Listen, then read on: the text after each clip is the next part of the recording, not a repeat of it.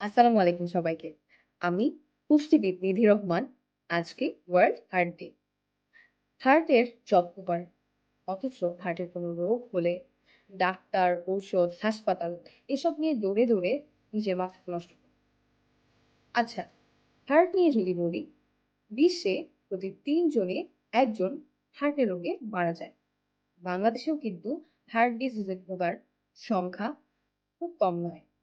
কেন হয় এই সমস্যা? অতিরিক্ত তেল, চর্বি, লবণ জাতীয় খাবার খেলে, অতিরিক্ত অ্যালকোহল ও ধূমপানের কারণে, ব্যায়ামের অভাবে এবং অতিরিক্ত স্ট্রেস দিতে।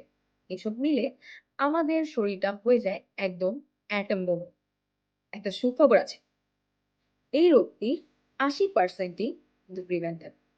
তাই আমাদের কিছু নিয়ম মেনে চললেই কিন্তু আমরা এর থেকে তাড়াতাড়ি সুস্থ পাবো। ১. আমাদের প্রতিদিন বেশি রঙিন শাকসবজি খেতে হবে। ২. প্রতিদিন ৩০ মিনিট অন্ততপক্ষে হাঁটতে হবে। ৩.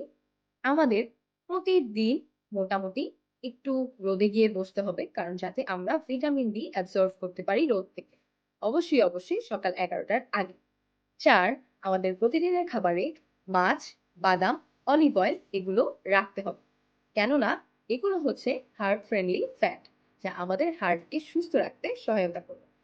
এবং অবশ্যই আমাদের স্ট্রেস কমাতে হবে।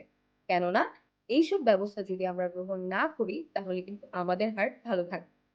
তাই আজ থেকেই হার্টের উপর সকল প্রকার অত্যাচার বন্ধ করতে হবে এবং হার্টের যত্ন নিতে হবে।